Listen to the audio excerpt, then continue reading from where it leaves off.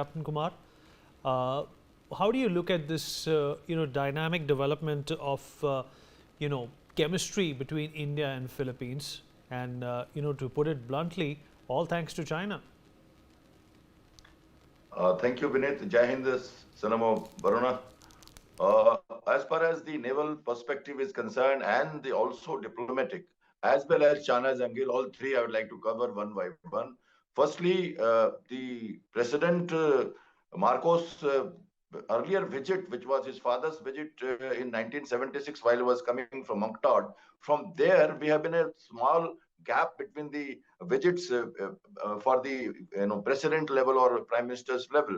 However, there have been a lot of background to it, and we have been constantly trying to make good relations with Philippines by our Look East policy through on the dialogues of ASEAN or many other international levels where our prime ministers have been meeting the Marcos Jr.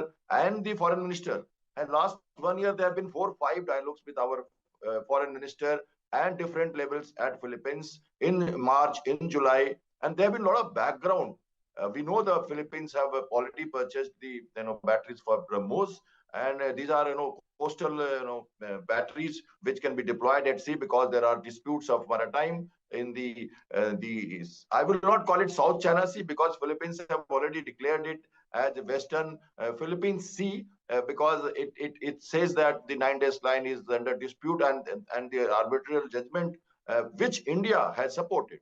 So India has already taken stands with for the maritime disputes against China, and China has been watching it very, very accurately, exactly, and with the vigil that they keep in these territorial waters. Right now, Eastern Fleet of Indian Navy, under the command of the Eastern Fleet Commander, with INS Kolkata, INS Kiltan, a corvette, a destroyer, and a tanker ship, Shakti, are carrying out the maritime exercises in the territorial waters of Philippines, which the armed forces chief has said that they have not violated any other maritime disputes. They are under their own waters, and Chinese PLA Navy is shadowing them. As usual, they are keeping a distant watch on this exercise. There is another ship, INS Satpura, which is at Singapore, undertaking a role of CIMEX, that is Singapore and Indian Navy exercise.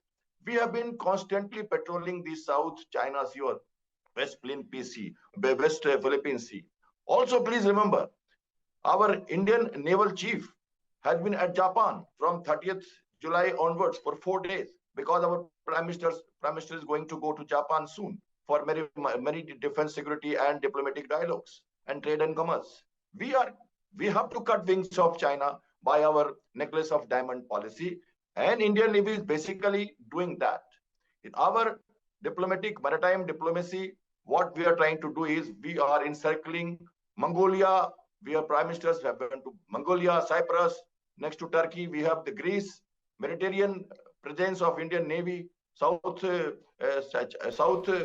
Asia, Indian Ocean is under our control, and we are expanding our tentacles towards these places to find ports, harbors, logistics support, and distant naval operations. That is what we are looking forward to. Apart from that, trade, commerce, and many other deals, technology transfer, training, and we are also looking at cooperation with other Southeast Asian countries. Please remember, China has objected to this.